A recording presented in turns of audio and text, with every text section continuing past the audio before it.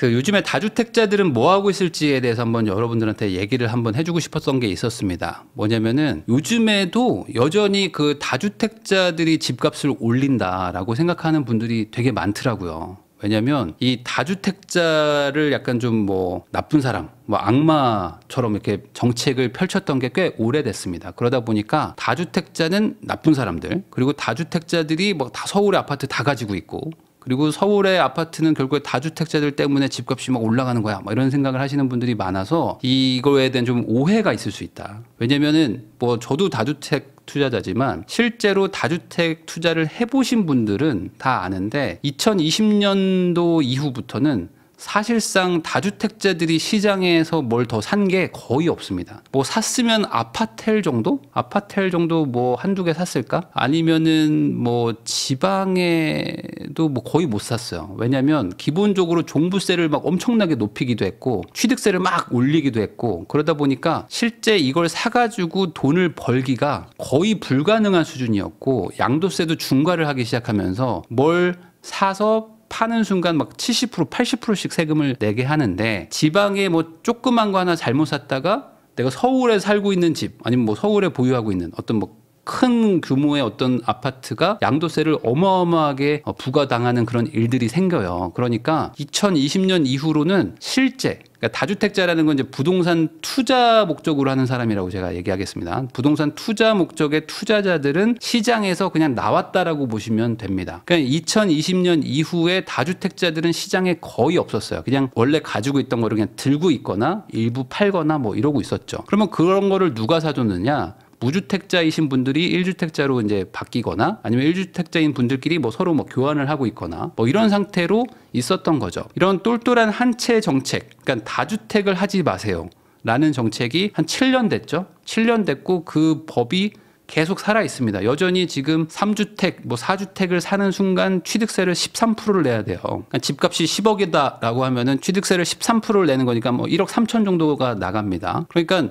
다주택을 하는 순간 세금을 맞고 시작하고, 그다음에 그걸 사도 다주택이니까 당연히 양도세도 높아요. 그러니까 의미가 없어지게 됩니다. 보유세도 당연히 있고, 물론 깎아줬다고 하지만, 절감을 시켜줬다고는 하지만 늘려가지고 좋을 게 별로 없다. 그래서 다주택자들이 지금 시장을 뭐 좌우한다라고 생각하는 거는 좀 저는 오해라고 보고요. 지금은 철저하게 무주택자나 1주택자인 분들이 서로 사고 팔거나 하면서 거기서 거래량이 나오고, 그러다 보니까 지금 실거주하기 좋은 동네들, 이런 데들만 빠르게 회복을 하고, 신축 이런 것들만 가격이 막 올라가고, 아니면은 누가 봐도 확실히 재건축이 될 수밖에 없는 막 강남의 입지 좋은 뭐 한강변 재건축 단지들, 이런 데들만 가격이 막 올라가고 있는 거라고 보시면 되겠습니다. 특히 뭐 서울 같은 경우에는 토지거래 허가구역이라고 해서 무주택자만 집을 살 수 있게 해준 지도 뭐 5년, 4년 막 이렇게 돼요. 지역마다 다르지만 뭐 3년, 4년, 5년 차 막 이렇게 됩니다. 그러니까 웬만한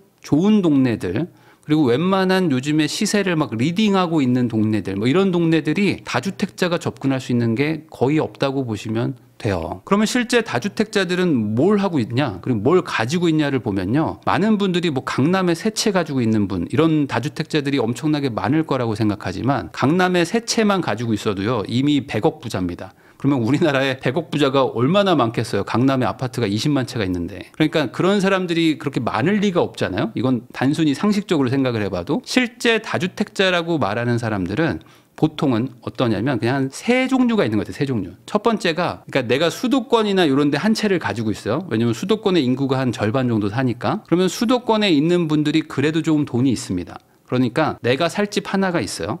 근데 돈이 좀 남는 거야. 그래가지고 요 돈을 가지고 아파트를 하나 사볼까라는 생각을 하게 됩니다. 왜냐면 상가를 사가지고 상가 임차인 맞추고 하는 건 막 너무 스트레스고 막 복잡해요. 근데 내가 아파트는 좀 마음이 편하죠. 뭐 시세도 좀 쉽게 알게 되고, 뭐 전세나 월세 같은 거 맞추면은 공실은 좀 안 나겠지, 이런 마음이 좀 있거든요. 그러다 보니까 내가 살 집 하나가 있는 상태에서 여유자금 조금 생긴 거 가지고 지방의 아파트 한두 채를 사는 경우가 보통은 많습니다. 근데 그런 게 아닌 분들은 뭐냐면 뭐 아파트가 뭐 지방에 있을 수도 있지만 어찌됐든 아파트 한 채가 있고 나는 이제 노후 대비를 조금 해야 될 것 같아 라고 생각하면서 월세를 좀 받아볼까 하는 분들도 있어요. 근데 이런 분들은 아까 지방에 아파트 사는 거랑은 조금 다른 개념이에요. 지방의 아파트는 좀 작은 거 사가지고 뭐 돈이 몇 천만 원밖에 없어. 한 3천, 4천, 5천밖에 없는데 전세 끼고 사놓으면 좀 오르지 않을까 해가지고 샀던 분들 1번 케이스. 2번 케이스는 뭐 가격이 오르는 건 잘 모르겠고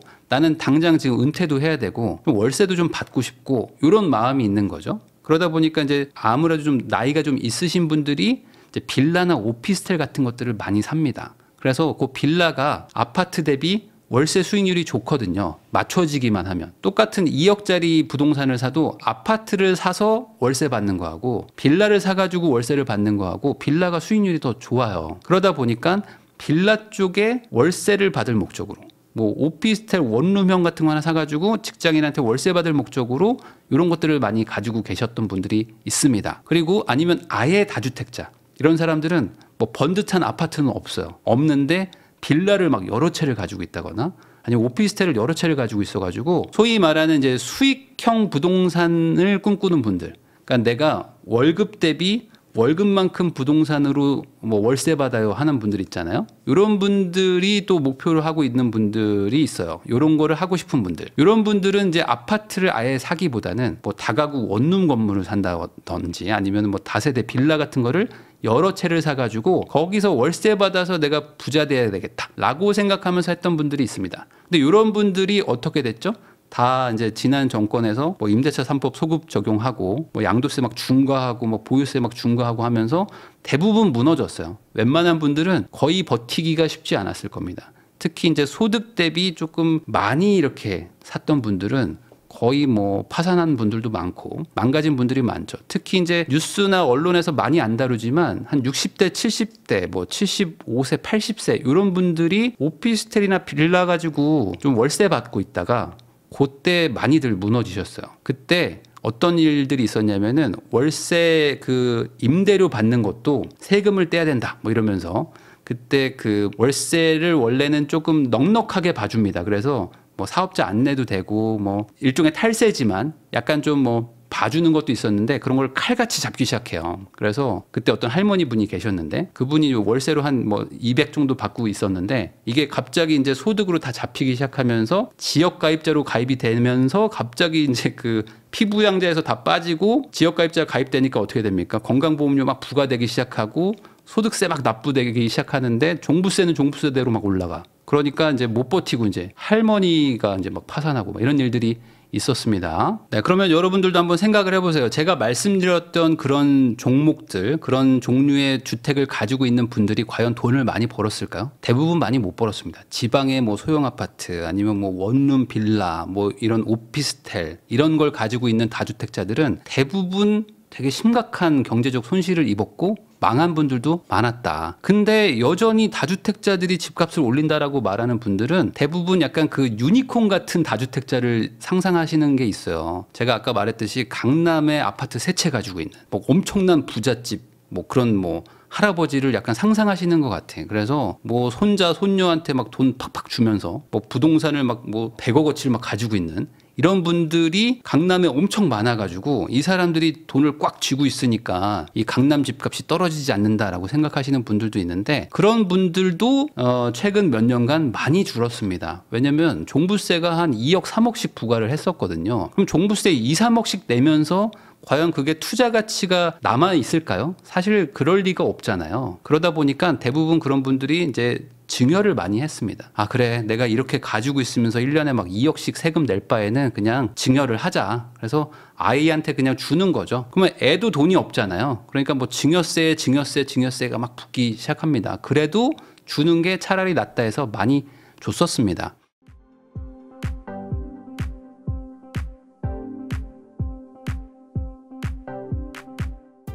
그래서 오히려 이렇게 똘똘한 한 채를 하다 보니까 뭐가 문제가 되냐면 강남에 다주택을 가지고 있었어요. 어떤 할아버지가. 근데 그분은 본인 집에서 혼자 사시고 나머지 2채는 전세나 뭐 월세 이런 걸로 돌리고 있었던 거죠. 근데 어느 순간 이제 종부세가 막 이제 높아지기 시작하니까 이걸 가지고 있을 수가 없다. 그럼 어떡하지? 그랬더니 이제 딱 우리 애가 이제 결혼한 저기 이제 우리 아들이 하나 있는 거예요. 근데 이 아들은 예를 들어 뭐 수원에서 살고 있어. 근데 이 수원에서 살고 있는 이 친구를 원래는 집을 줄 생각이 없었습니다. 근데 도저히 지금 종부세가 높아서 답이 안 나오니까 집을 줘버리는 거예요. 근데 어떻게 하냐? 그때 집을 안 들어가서 살면은 또 대출 규제를 막 했었어요. 그러니까 어떻게 됩니까? 야, 너 실거주를 안 하면 대출 안 해줘. 막 이런 얘기를 하니까 이 수원 살던 그 부부가 갑자기 서울로 막 와서 살아요. 실거주를 막 하러 들어옵니다. 그리고 거기 증여를 해도 그 세입자들이 임대차 3법 때문에 막 자동으로 막 계약갱신 청구권을 막 쓰고 막 이러잖아요. 그러니까 야, 그럴 거면은 야, 네가 들어와서 살아. 하다 보니까 아이들이, 그러니까 다른 지역에 살던 그 부잣집 아들, 딸들이 갑자기 강남으로 막 이주하는 현상들이 막 생기기 시작합니다. 부모님이 증여를 하고 그 다음에 세입자를 내보내고 실거주를 하러 막 들어온 거였죠. 그러다 보니까 오히려 서울 좀 좋은 동네에 그 전세 물건이 더 없어져요. 그리고 어떤 일이 일어납니까? 토지거래 허가구역이 생기잖아요. 그래서 야, 이런 강남 집값이 막 올라가니까 오히려 이거 그 집을 실제로 사고 싶은 사람들,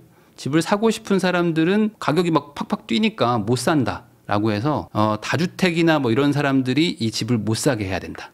해서 실제로 실거주를 할 만한 무주택자들만 집을 사라라고 이제 얘기를 합니다. 그러다 보니까 어떤 일이 일어나냐? 아까처럼 강남에 한 두세 채 가지고 있던 집안은 종부세 부담 때문에 애들한테 줘서 실거주를 시키고, 그 다음에 나머지 이 다주택자들은 못 사게 하는 이 토지거래 허가구역 제도가 생기다 보니까 이제는 돈이 많은 사람들, 돈이 되게 많은 자수성가형 부자, 젊은 부자 이런 분들, 아니면은 뭐 부모님이 이제 금전적인 지원을 팍팍 해줄 수 있는 어떤 그런 뭐 부잣집 아들들이 이걸 또 사러 들어와요. 근데 예전 같았으면은 사놓고 당장 안 들어가서 사는데 이제는 실거주를 하지 않으면 집을 못 사게 하니까 이 기존의 전셋집으로 돌던 집을 이 무주택자인 어떤 부잣집에서 사가지고 실거주를 해버리니까 이 가뜩이나 살기 좋은 동네에 전월세가 더 줄어드는 거예요.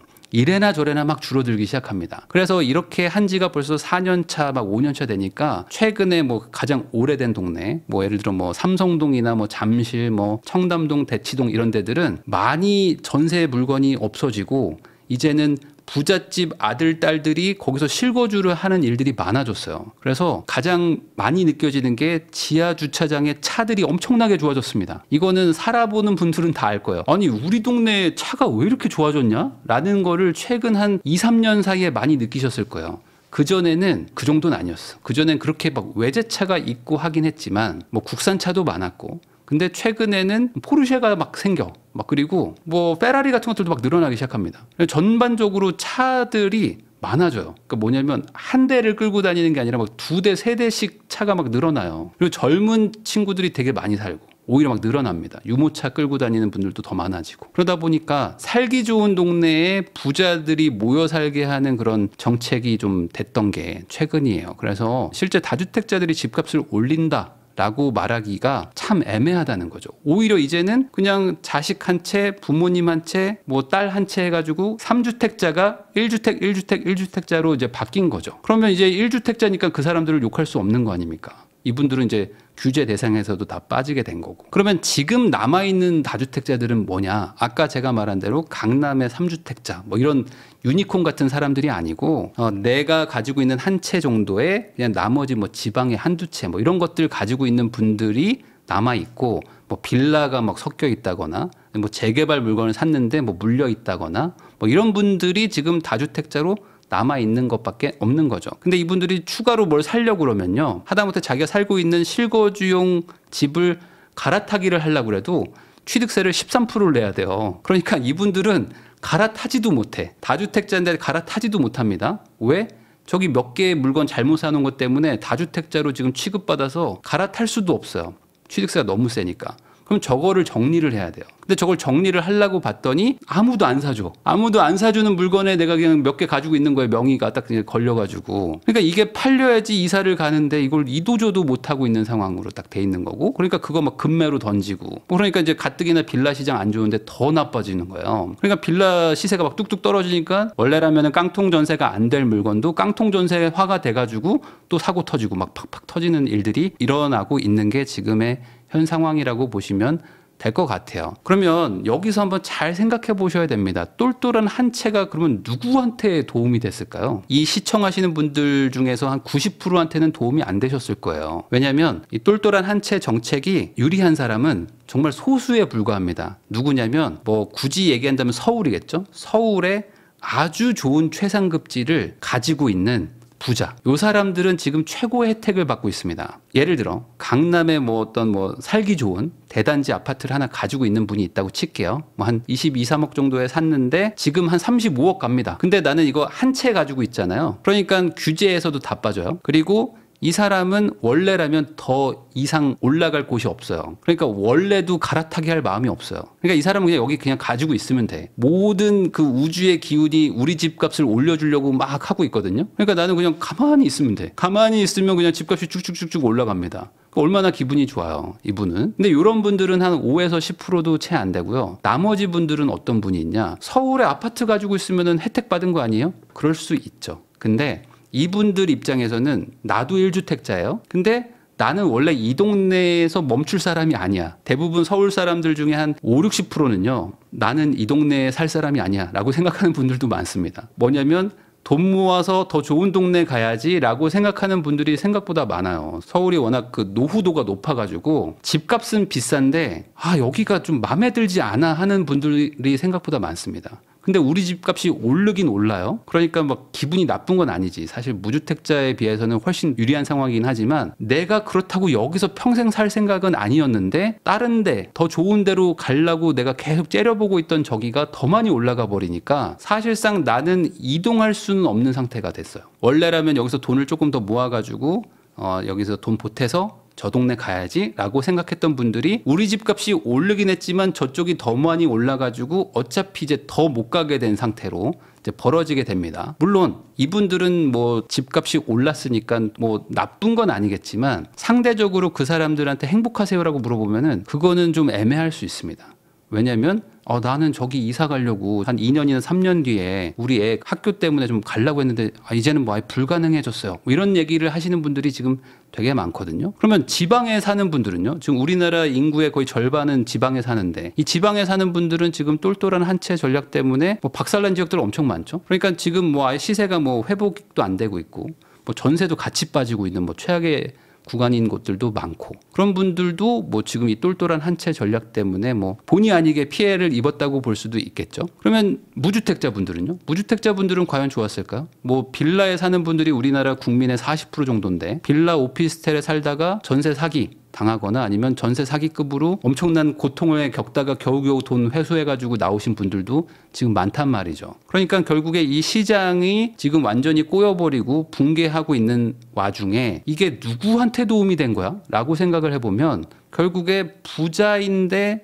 최상급지에 딱 한 채를 가지고 있던 사람들 아니면 두세 채를 가지고 있더라도 손해를 감수하고 다 팔아가지고 한 채로 그냥 합칠 수 있는 그 정도의 소득과 자산이 있는 그 몇 명 사람들만 지금 큰 혜택을 보고 있습니다. 그 사람들이 지금 어디에 있어요? 반포나 한남동에 가면은 뭐 3년 전에 산 가격의 2배, 뭐 2배 반, 뭐 3배 가까이 올라가는 집들을 지금 보유하고 있는 거예요. 그러니까 그런 분들이 지금 이 혜택을 다 받고 있습니다. 우리 시청자분들의 아마 95%는 그런 분들이 아니겠죠? 그러면 우리한테는 아무런 혜택이 없는 일들이 지금 일어나고 있는 거예요. 근데 이렇게 똘똘한 한 채 정책을 왜 쓸까요?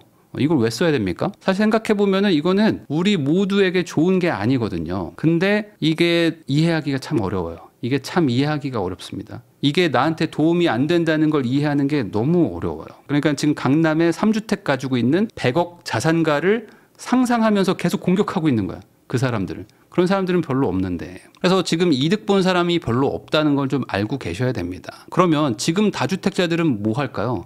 할 수 있는 게 별로 없어요. 지금 실거주용 집으로 옮길 수도 없어. 그거 옮기는 순간 취득세 다 뜯겨가지고 이거 살 수가 없습니다. 그리고 이거 파는 순간 양도세 내가지고 양도세 내고 나면 옮길 수도 없어요. 실제 대다수의 다주택자들은 지금 아무것도 안 하고 있다고 보시면 돼요. 그럼 뭐 하냐? 있는 거를 어떻게든 팔고 있어요. 얘 때문에 내가 지금 이사를 못 가니까. 뭐 저기 지방에 아파트 있는 거 요거 때문에 내가 지금 손해보는 게 너무 많으니까 이걸 팔아야겠다. 근데 거기 이제 세입자가 집을 안 보여줘. 세입자가 집을 안 보여줍니다. 왜? 계약갱신 청구권 쓴다고 집을 안 보여주려고 해요. 그러니까 집도 못 보여주고 있어. 그러면 중개사가 뭐라고 합니까? 아, 이거 그냥 사모님 한 2천만 원 깎아가지고 그냥 던지세요. 이거 저거 세입자가 지금 협조가 잘 안 되네. 아니, 제가 지금 벌써 4천 빠졌는데 여기서 2천 더 빼라고요. 제가 그러면 급급매 중에 급급급매인데요. 그래도 사모님 지금 아니면 안 돼. 그냥 정리하시죠. 제가 그렇게는 못할 것 같고, 제가 그러면 이 세입자분 나갈 때가 앞으로 한 8개월 남았으니까 그때까지 천천히 팔아볼게요. 뭐 이러면서 지금 이제 가지고 계시는 분들도 있고요. 근데 이런 거 뭐 한두 채 있으면 정리돼서 이제 1주택자가 되면 괜찮은데 뭐 5채, 6채 있는 분들은 정리도 안 돼. 그런 분들은 이제 천천히 하나씩 파는 겁니다. 그러면 이분들이 뭘 할까요? 과연 하나씩 팔아가지고 생긴 뭐 2천만 원, 뭐 3천만 원 이런 돈이 생기면은 이걸로 뭐 하실까요? 이걸로 서울에 집을 못 사는데. 그래서 이분들이 지금 주식이나 뭐 코인 뭐 이런 데로 가 있는 분들이 생각보다 많아. 원래 부동산 투자자들은 되게 보수적이어가지고 주식 거의 안 하시고 코인 이런 거는 뭐 신경도 안 쓰는 분들이 되게 많습니다. 근데 이분들이 갈 수가 없는 거예요. 갈 데가 전혀 없기 때문에 그럼 어떻게 해야 되지? 그래서 운 좋게 잘 되시면 미국장 가가지고 테슬라 타 있는 거고, 잘못돼 있으면 삼성전자 타 계신 거죠. 이런 일들이 많습니다. 그리고 뭐 코인도 운 좋으면 비트코인 샀겠지만 잘못하면 이제 다른 알트코인 사가지고 뭐 마이너스 막 맞고 상패돼 있고 이런 경우들도 있는 거죠. 그래서 지금 다주택자들이 시장을 움직이는 거는 전혀 아니다. 그러면 이 상황에서 다주택을 하려고 하는 게 맞을까요? 여러분들? 실제로 이 시장 참여자들이 다주택을 막 하고 싶어 할까요? 절대 그렇지 않습니다. 이렇게 안 된 지가 오래됐어요. 그래서 지금 이 상황대로 계속 가잖아요. 그러면은 다주택자들은, 그러니까 정확하게 말하면 투자자 포지션의 다주택자입니다. 이런 사람들은 이제 점점 줄어들 수밖에 없고, 뭐 일시적 2주택이라든지 아니면 진짜 부자여가지고 뭐 나는 뭐 종부세 상관없는데 하면서 뭐 그냥 사는 분들도 뭐 있겠지만, 그런 정도의 다주택자분들은 뭐 남겠지만 대부분은 뭐 그런 분들이 아니고 그냥 일반적인 사람들은 다주택을 좀 정리하고 있다라고 보시면 됩니다. 그래서 이런 시대 분위기가 계속 가게 만들고 있는 상태, 이 상황에서 앞으로 똘똘한 한 채 정책이 좀 당분간 더 갈 수밖에 없겠죠. 그러면은 계속 올라는 갈 거예요. 올라는 갈 것 같아요. 정말 좋은 상급지 이런 데들은. 근데 그거를 또 사기에는 또 약간 부담스러워요. 야, 저 가격은 좀 너무 센 거 아닌가? 라는 그런 투자자적 마인드로는 좀 세 보이는 건 사실입니다. 근데 그렇다고 안 올라갈 것 같지도 않아. 근데 선뜻 손은 못 내밀어. 이런 게 지금 투자자 포지션에 있는 분들이라고 보시면 되고, 이런 분들은 당분간 아마 이 부동산 시장에 돈을 더 추가로 넣지는 않을 것 같아요. 그래가지고 지금 뭔가 좀 대출 규제를 한다거나 실거주를 약간 좀 막는다거나 하면은 거래량이 팍팍 줄어드는 거예요. 이 다주택자들이 이 판에 들어오지 않기 때문에. 그래서 이게 시장이 되게 좀 뭐랄까요? 정책 하나에 막 왔다 갔다 하는 게 더 커진 거죠. 시장 참여자가 그렇게 많지 않다고 보시면 될 것 같습니다. 그래서 지금 다주택을 하려고 하는 분들이 있다면은 좀 조심해야 되는 게 맞고요. 지금 뭐 한 채가 있는데 뭐 2채, 3채 막 저는 뭐 10채, 20채 될 겁니다. 그래서 부자 될 거예요라고 하면은 혼나야 됩니다. 야, 지금 뭐 하는 소리야? 너 지금 뭐 이상한 소리를 하고 있어?라고 혼나야 돼요, 지금. 그러니까 그런 생각은 좀 버리시고, 이 시대의 흐름이 다시 바뀌면 그때 다주택을 할 수는 있겠지만, 저는 뭐 10채가 꿈입니다. 이런 생각하시면은 이제 회초리 맞아야 되는 상황이라고 생각하시고, 다주택자가 지금 시장을 바꾸는 게 전혀 아니기 때문에 혹시나 다주택자들 다 때려잡아야 된다라는 생각을 가지고 있는 분이 있다면은 현실은 절대 그렇지 않다라는 거, 지금은 철저하게 무주택자와 1주택자들만 시장에 참여하고 있다라고 보시면 될 것 같습니다.